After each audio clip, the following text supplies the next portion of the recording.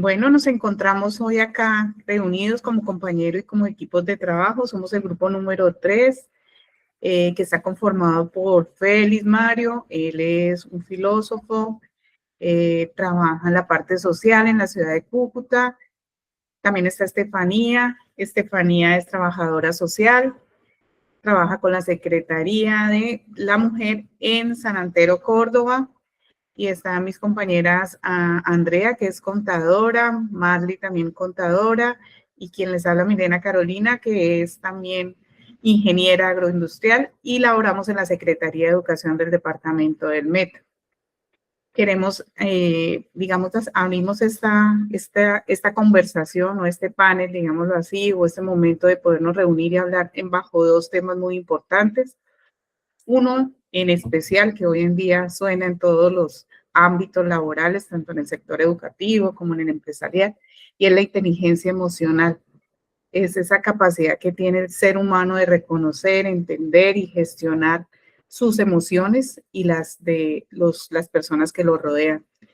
Según el autor Daniel Goleman, dentro de esa inteligencia emocional hay una serie de componentes o habilidades, y entre esas está un tema que también vamos a tocar hoy: cuáles son las ventajas de esa comunicación asertiva desde el contexto del sector educativo, viéndolo nosotros desde cada uno de nuestros roles, o de nuestros ámbitos laborales.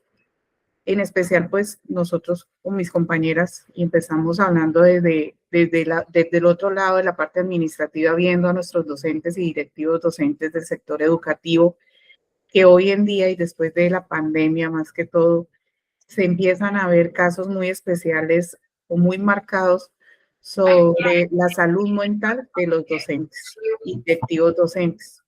Y eso lo que ha llevado a crear es unas crisis a nivel personal de cada uno de ellos y en las aulas.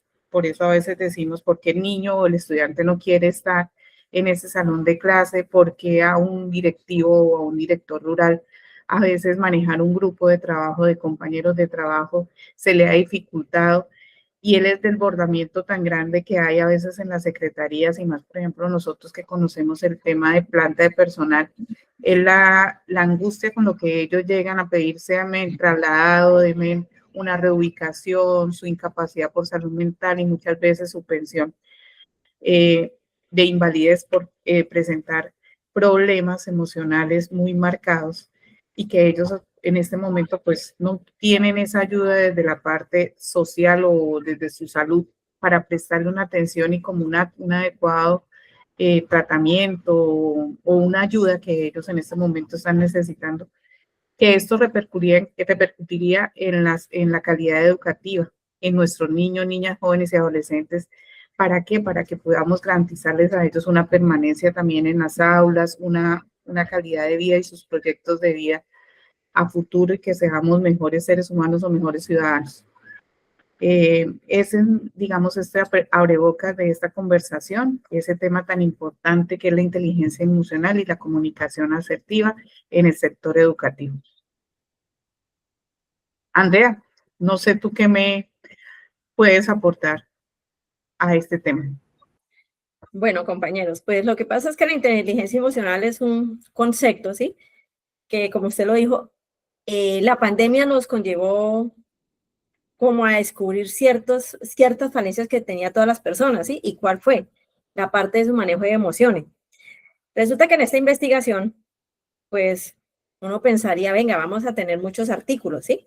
Pero la realidad no fue esa, ¿sí? Vi, digamos, que lo más notorio es como desde el año 2023, que coincide con la terminación de la pandemia, del 2023 en adelante, empiezan ciertos estudiosos a trabajar sobre el tema.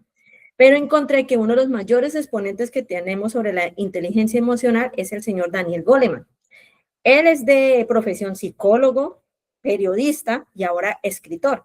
Y tiene un bestseller con el libro Inteligencia Emocional. Eso lo sacó en el año 1995, ¿sí? Es estadounidense. Ustedes saben que ellos nos llevan a nosotros bastante adelanto en la parte de manejo de organizaciones.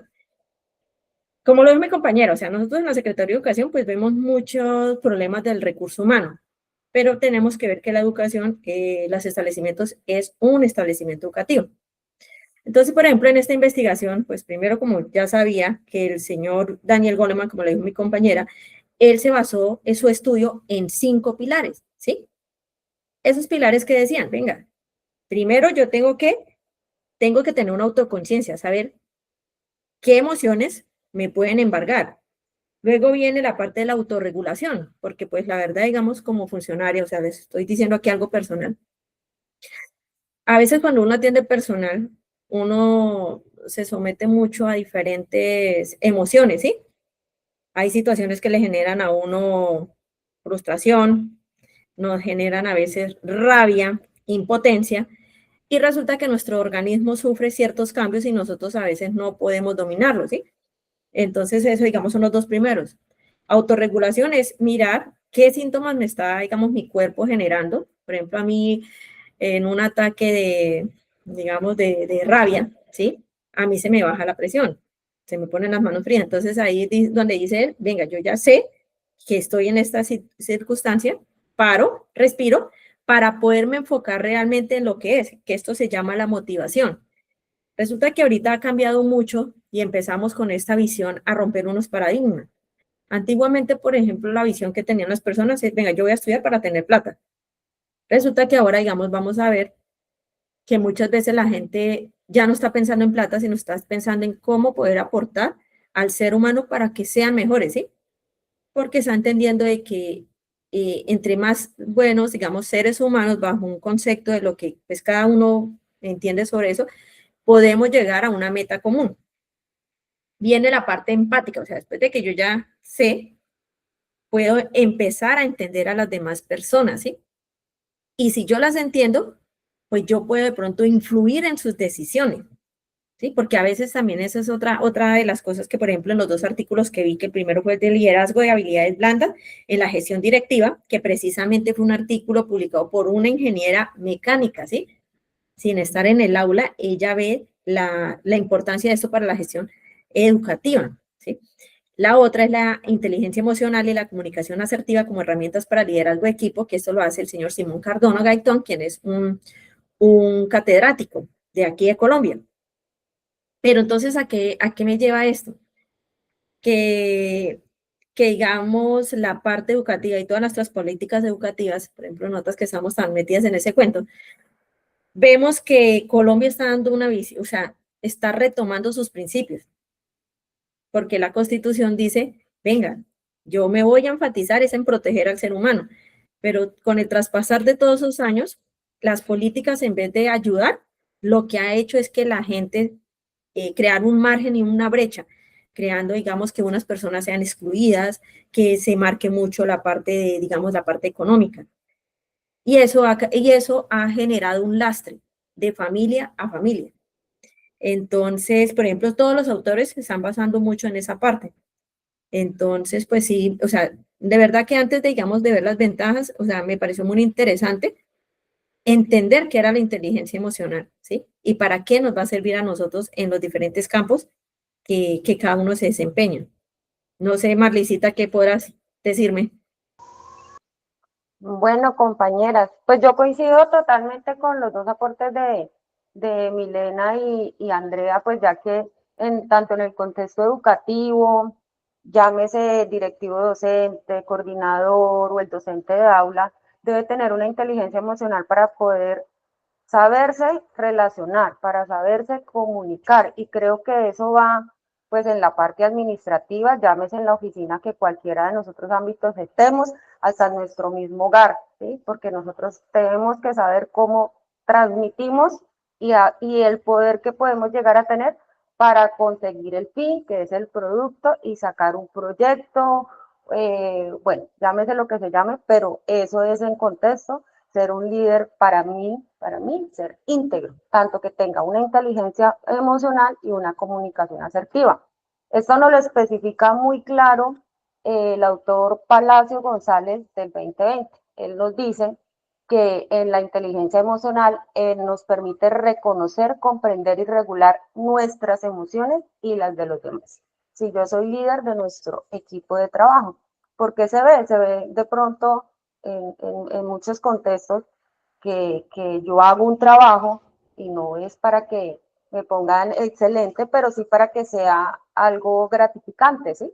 Pero a veces en muchos ámbitos, muchos trabajadores o muchos niños se desilusionan porque no es valorado su esfuerzo y no sabemos de dónde viene, cómo nos tocó, o ese niño de qué familia tiene o en qué circunstancias durmió o si desayunó. O sea, en ese tipo de cosas el docente tiene que tener la capacidad de mirar todo el ambiente, no solo llevó la tarea, no solo hizo esto, en ese contexto es lo que nos dice Palacio, nos dice que favorece el clima institucional. Claro, si yo me sé dirigir y tengo inteligencia como rector, coordinador, como compañero de trabajo, pues vamos a poder sacar un PI, un plan de trabajo, un grado, pues con unas calificaciones que es como nos miden o como lo mide el gobierno, ¿no? Pero pues en un contexto ámbito de todo lo social y económico, que es lo que nos dice.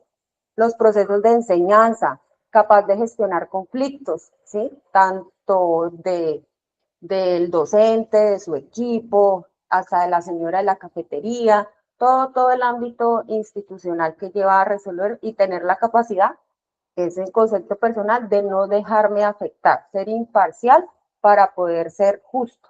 Es mi concepto a lo que nos dice Palacios. Dice que acompaña, pues obviamente, todos los procesos formativos y lo que busca es un bienestar de toda su comunidad. En la comunicación asertiva, pues lo que estábamos diciendo, se debe saber expresar las ideas con respeto, con claridad, saberme decir qué es lo que quiero, porque muchas veces, o como uno escribe, yo entiendo, pero no me sé expresar, no, el otro no me entiende, ¿sí? Que eso pasa de pronto a veces mucho en los textos. También pasa mucho en los jefes. Me dice quiero eso, pero no me dice cómo, mira el producto, ¿sí? Entonces de eso trata la comunicación asertiva, ser capaz de hacer entender el otro. La comunicación asertiva es la relación con todos, de directivos, docentes, estudiantes, familias, la señora del aseo, tener una buena comunicación con todos. ¿Qué eso qué genera y qué ventaja tiene? Pues que todos trabajemos en equipo, que todo sea un trabajo colaborativo, que no sea impuesto, que no sea lo que yo quiero como líder que se haga. Entonces, ¿y qué genera esto? ¿Y qué ventaja nos trae? Pues un mayor compromiso institucional. Estefanía, no sé si quieras aportarme algo más a eso. Pues sí, compañera, la verdad es que estoy totalmente en acuerdo con todo lo que dices, pues porque la inteligencia emocional y pues la comunicación asertiva, pues estas dos trabajadas de una manera conjunta, pues lo que hacen es que permiten ejercer el liderazgo, ya sea educativo, o sea, cualquier tipo de liderazgo, o sea, yéndonos quizás a todas esas partecitas donde quizás no somos docentes, pero ejercemos un liderazgo eh, dentro de eh, otros espacios. Entonces, pues hablando del liderazgo educativo, pues estos permiten ejercer un liderazgo educativo mucho más cercano, mucho más humano y pues coherente con todas las necesidades reales del contexto escolar, hablando pues del estudiantado, pues eh, un líder que comprende pues las emociones y sabe comunicarse de forma respetuosa. Este líder tiene mayores posibilidades de influir positivamente dentro de su comunidad educativa. Y me gusta mucho lo que dice en el documento Dimensión afectiva del liderazgo pedagógico del docente, donde nos dice que pues el liderazgo educativo no se debe limitar a orientar procesos académicos, sino que implica acompañar, o sea, esto implica ir mucho más allá, implica escuchar, implica generar vínculos significativos. Y pues desde la mirada, pues la inteligencia emocional permite comprender qué sienten los estudiantes, permite comprender qué sienten las demás personas, qué sienten esas personas con las cuales estamos liderando. Mientras que la comunicación asertiva lo que hace es que facilita expresar todas esas orientaciones y las decisiones sin afectar la dignidad del estudiante, la dignidad de las personas.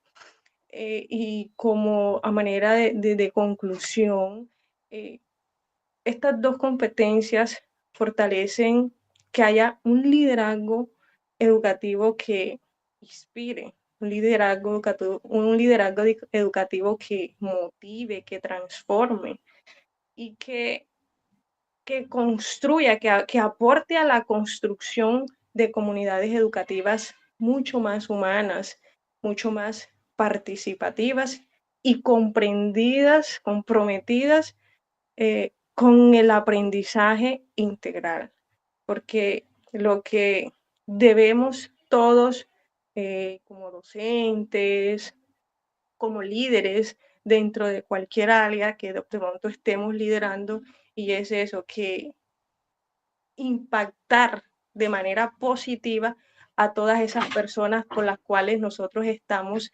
trabajando, impactar de forma positiva a las comunidades, si estamos trabajando con familias, si estamos trabajando con comunidades, y en esta ocasión impactar positivamente la comunidad estudiantil y que hayan aprendizajes no solamente enfocados al contenido, sino que sean aprendizajes integrales, donde se aplique todas esas, tanto la comunicación asertiva, la inteligencia emocional, todas estas herramientas que nos permiten a nosotros ser esos líderes transformacionales, esos líderes que motiven, que inspiren de manera positiva a nuestra comunidad educativa. No sé, mi compañero. Claro que sí, Estefanía. Muchísimas gracias, compañeras también, por sus aportes. Yo quiero empezar leyendo una capite de Ante un mundo en crisis de Krishnamurti. Y dice él que la mayor parte de nosotros estamos inclinados a pensar que por medio de la legislación, por la simple organización o por el liderismo pueden ser resueltos los problemas de la guerra y de la paz y otros tantos problemas humanos. Como no queremos ser responsables individualmente de este torbellino interno y externo de nuestras vidas, acudimos a grupos, autoridades o acciones de masa. Por medio de estos métodos externos se puede tener paz temporal, pero solamente cuando el individuo se entiende a sí mismo y entiende sus relaciones con los otros, lo cual constituye a la sociedad, puede de verdad existir la paz permanente y duradera. La paz es interna y no externa. Solo puede haber paz y felicidad en el mundo cuando el individuo, que es el mundo, se consagra definitivamente a alterar las causas que dentro de él mismo producen confusión, sufrimiento, odio y etcétera. Pregunta después Krishnamurti, ¿no? O bueno, dice, no podemos crear una sociedad pacífica, inteligente, si el individuo es intolerante, brutal y competidor. Si el individuo carece de bondad, de afecto, de sensatez en sus relaciones con otro, tiene inevitablemente que producir conflicto, antagonismo y confusión. ¿Cómo podemos tener fraternidad en el mundo si somos intolerantes, si odiamos, si somos codiciosos y voraces? Yo creo que por eso es tan importante el autoconocimiento en todo el trabajo del liderazgo, porque pues no vamos a caer en el solipsismo neoliberal de que el individuo es solamente en sí mismo, sino que el individuo hace parte de su sociedad. Y cuando empecemos a entendernos como individuos y como parte de esa sociedad, empezamos a ver todos estos conflictos y estas grandes dificultades que la compañera Milena ha señalado y que también la compañera Andrea, ¿no? Instituciones que carecen de una orientación adecuada respecto a tantos problemas que, como muy bien dijo Andrea, hasta ahora están empezando a surgir y los individuos nos sentimos abrumados. Ahí es donde entra una verdadera inteligencia emocional, porque muy bien decía la compañera Estefanía, tenemos que saber escuchar a nuestros compañeros y a nuestros estudiantes, pero también muchas veces tenemos que saber hasta dónde involucrarnos, ¿no? Hasta dónde implicarnos en lo que el otro el otro siente o el otro vive o lo que la institución tiene y hasta dónde puedo yo en mi liderazgo transformar esas condiciones. Ese es un primer punto, tener claro esas diferencias entre lo que puedo en el momento y lo que puedo en el mediano y en el largo plazo. En ese sentido, también necesito ser muy asertivo comunicando, porque naturalmente los individuos le tenemos miedo al cambio, es algo que nos aterroriza, o incluso ni siquiera miedo, nos puede dar pereza. A veces estamos acostumbrados a hacer las cosas de una manera y cuando otra persona llega a querer cambiar las cosas, pues podemos ser reacios y generar una cierta aversión hacia eso. Por eso también es importante comprender cómo se encuentran las condiciones en las que nos estamos moviendo y aprender a mediar ese mundo que queremos construir con el mundo que efectivamente existe, para empezar a caminar de la mano, para empezar a inspirar, para empezar a ver dónde existen esos bloqueos que no nos permiten de verdad transformar. También ser muy pacientes y ser muy conscientes que los cambios demoran, ¿no? Las transformaciones toman mucho tiempo y si no tenemos esa paciencia que requiere la inteligencia emocional, nos vamos a frustrar rápidamente y vamos a terminar simplemente mandando todo, ya sabemos a dónde, y simplemente vamos a decir, no, el mundo es el que no quiere cambiar, cuando en realidad somos nosotros que muchas veces tratamos de imponer al mundo lo que queremos que sea y no comprendemos que el mundo tiene sus reglas, sus formas y podemos hacer algo como individuos, pero somos fuertes es en colectivo. Y unir esos colectivos en un mundo tan desagregado, tan desatomizado como lo pone Krishnamurti, ¿no? Con tanta codicia, con tanta competencia, con tanta envidia, toma tiempo, toma amor, toma riesgos también. Y es fundamental saber llevar a cabo eso. No sé, compañera Milena, compañera Andrea, compañera Marley. Ya se nota que nuestro amigo es filósofo. Total. No, sí, no. Los filósofos, porque tengo también, pues aquí aprovecho para decirles, mi esposo también es filósofo, y de verdad que el pensamiento que tienen los filósofos es una mezcla como rara entre los psicólogos y la visión del mundo, ¿no? Ven, a mí se me olvidó ahorita decirles algo importante, digamos, con toda esta investigación que hemos hecho, ¿sí? De la inteligencia emocional y la comunicación asertiva. Y, por ejemplo, lo que se marca con esta nueva tendencia, con este nuevo concepto, es que definitivamente en las instituciones la metodología tradicional ya cumplió su ciclo y ahorita nos toca es pensar como líderes, o sea, por ejemplo, hay que liderazgo distributivo, que liderazgo transformacional, o sea, todos los tipos de liderazgo donde nosotros podamos ir cogiendo de aquí, lo mejor de las personas, ¿sí? Pues como lo dice el amigo, o sea, tengo que reconocer que tengo una cosa positiva y una mala, ¿sí? Y eso es lo que también, eso se supone que es la autorregulación, ¿sí? Saber que no somos perfectos. Pero entonces en esa partecita, que digamos ya teniéndolo claro, que el liderazgo y la metodología tradicional, ahí. El tradicional corta, porque pasándose, que yo les decía al principio, el tradicional a mí como que me enseñaron era que yo tenía que aprenderme una lección con puntos y comas, o sea, era narrarlo, ¿sí? Sin importar por qué de pronto quizás el niño llegaba y no sabía o se le olvidaba, digamos, poder recitar eso, ¿sí? Entonces resulta que ahí venía donde decía a veces la gente, es que el éxito de una persona, o sea, para que llegue a ser exitoso, es el que más sepa, es el más inteligente del salón. Y resulta que en el estudio que hace Goleman dice, no, qué pena. Eso es el 20%. El otro 80% se lo va a decir usted. Y eso es lo que a veces encontramos en los salones nosotros cuando llegan los docentes. O sea, de verdad, uno súper ducho, o sea, se les quita a uno el sombrero ante tanto conocimiento. Pero resulta de qué me sirve a mí tanto conocimiento y cuando yo llego al aula soy cerrado y trancado por dentro y la manera como yo me le dirijo a los nenes o a los muchachos, ¿sí? Es dura, ¿sí? Sin saber que de pronto, venga, yo voy hablando, pero yo tengo que estar mirando la expresión de los nenes, ¿sí? Se ríen, están angustiados, se rascan la cabeza, agachan la cabeza, ¿sí? Es centrado. Vean, me voy a permitirles dar un ejemplo de eso que viví porque yo no soy docente, con mi esposo. Él contaba que en el aula de clase había un niño. Y el niño más canzones o pícaros o nadie, los docentes lo querían sacar porque él o sea, se brincaba por un lado y hablaba mucho. Y resulta que mi esposo lo cogió. Venga, hermanito, para acá, cuénteme cuál es esta. Resulta que dice el niño, es un niño interno, y resulta que su abuelita, pues con todo el esfuerzo, iba y lo dejaba interno. Entonces él empezó a entender un poco el contexto, o sea, un niño que ha sido criado por su mamá por allá bien lejano, ¿sí? Donde carente, digamos, de ciertas comodidades que se da a ciertas personas. Entonces él en algún momento, él lo adoptó, dijo, venga, Chinito, porque usted todo ese verbo y toda esa acción que tiene, usted me va a ayudar con las orquídeas. Venga para acá, lo voy a enfocar por esa ruta. Resulta que el niño lo trae mi esposo aquí a la casa.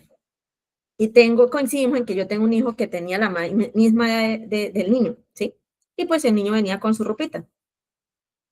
Y resulta que el niño, digamos, ver de pronto la ropa que tenía mi hijo y decir, ay, tan bonita. ¿Qué daría yo por tener eso, sí?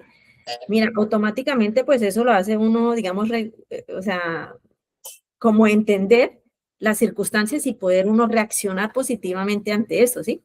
Entonces, digamos, como la remembranza de todo esto es que uno sabiendo el por qué a veces la agresividad de una persona o por qué ciertos comportamientos, si uno se permite ahondar en ellos y escuchar, créeme que uno logra grandes cambios. Y ese niño, o sea, ese niño con o sea, con todas sus deficiencias económicas, él fue y lideró una charla en Cali de las orquídeas. Y eso fue felicitado y porque, digamos, él expuso ante muchas personas y las personas que conocieron o sea, se permitieron conocer la vida del niño, le mandaron ayudas. No puede, no, o sea, esas ayudas no diría que vamos a cambiar un futuro del niño, pero al menos ya le dejamos ahí marcado de que él es líder. Y eso me parece que fue una muy bonita experiencia del manejo de las emociones. No sé, compañeros, ustedes qué más tienen que decir sobre esto.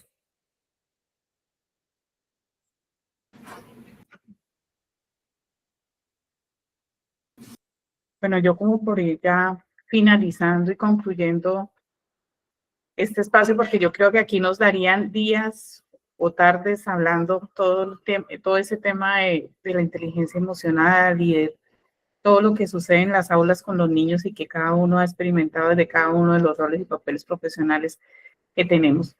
Pero sí es como un llamado grande que podemos dejar y hacer, y es decirle, hoy todos dar parte de manejar esa inteligencia emocional, porque si esa inteligencia emocional y esa comunicación y todas esas habilidades que trae esa inteligencia emocional se pusieran en práctica, tratáramos cada día de ser mejores, eso daría, o sea, o estaríamos en unos entornos educativos mucho más que mejoraran la convivencia, que mejoraran los modelos de aprendizaje, el aprendizaje de los niños en las aulas y ayudaría mucho en la gestión institucional.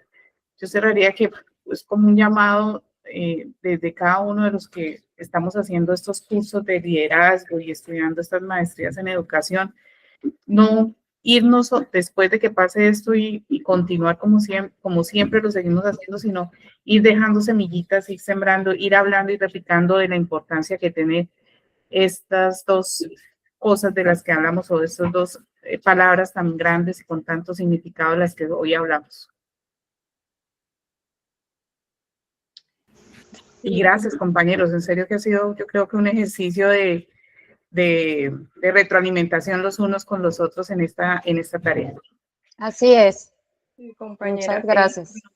allí quisiera pues también complementar algo, y es que, o sea, es tan fundamental, tan importante la inteligencia emocional en todos los ámbitos, pues que esta es clave pues para construir ambientes, bueno, vamos a hablar del ambiente escolar, donde las personas, donde los estudiantes se puedan sentir valorados, se puedan sentir escuchados, porque es que muchas veces un estudiante puede traer de pronto dificultades, tantas dificultades desde su hogar, desde el contexto donde a diario le toca vivir, y pues puede llegar a la escuela y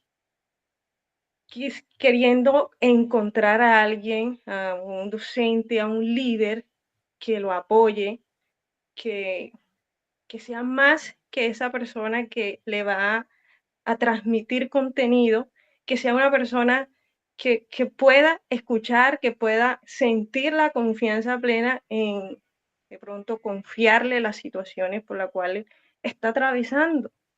Y muchas veces cuando llegan al colegio, cuando llegan a la escuela, quizás ven al docente es como esa persona que está allí quizás solamente para impartir contenido, para calificar de manera cuantitativa.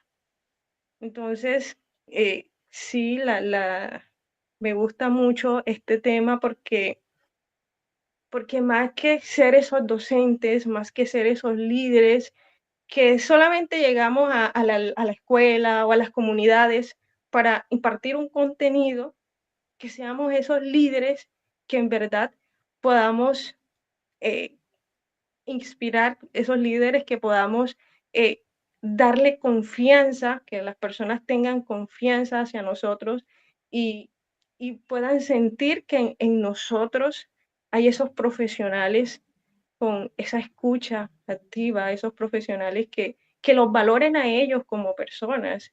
Así es que podemos formar chicos, podemos formar estudiantes activos y participativos, porque de lo contrario vamos a formar niños, jóvenes que simplemente están grabándose un contenido, pero que no están formándose integralmente dentro de todo su ser. Y, y pues hablando un poco acá de este documento que me llamó mucho la atención, y es que de la dimensión afectiva del liderazgo pedagógico del docente, y es que allí habla de que el liderazgo educativo cobra un poco más sentido cuando el docente logra conectar emocionalmente con sus estudiantes y con sus colegas. No solamente habla del estudiante, sino que de todos los colegas que con él están. Y pues allí mencionan que lo ideal es que se generen esos espacios de confianza, esos espacios de motivación. Entonces, que solo así se puede facilitar el aprendizaje académico y el desarrollo personal y social dentro de todo el ser del estudiante. Me gustó mucho y pues quería compartirlo con ustedes.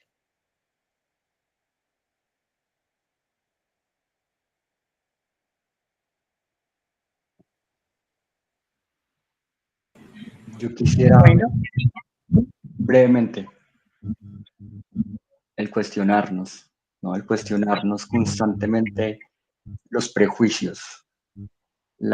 Muchas veces los ejercicios académicos o los ejercicios sociales nos pueden causar como pereza, ¿no? Como, ay, qué mamera hacer esto, como, ay, yo por qué tengo que hacer esto, ¿no? Uno cita a los padres de familia a hacer actividades con sus hijos y llegan muy reacios y se van contentos y dicen, profe, muchas gracias por hacer estos espacios, no conocía esto de mis hijos, ¿no? También cuestionarnos, por ejemplo, algo que pasa mucho con los procesos sociales es que nosotros tenemos un espacio para permitir la no obediencia de los chicos y uno se empieza a dar cuenta de lo mucho que valora la obediencia de los demás y del mundo.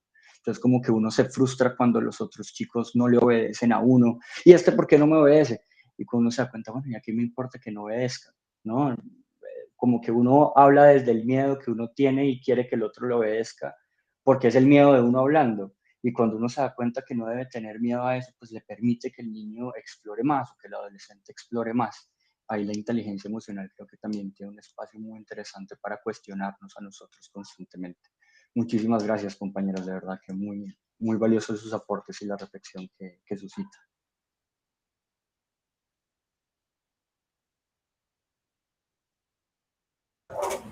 Bueno, muchas gracias, Gracias. compañeros. Muy interesantes los puntos de vista de cada uno. Así Muy es. chévere. Muchas gracias, compañeros. Feliz descanso. Nos estamos viendo en los próximos trabajos. Gracias. Chao, bendiciones para Chao. todos.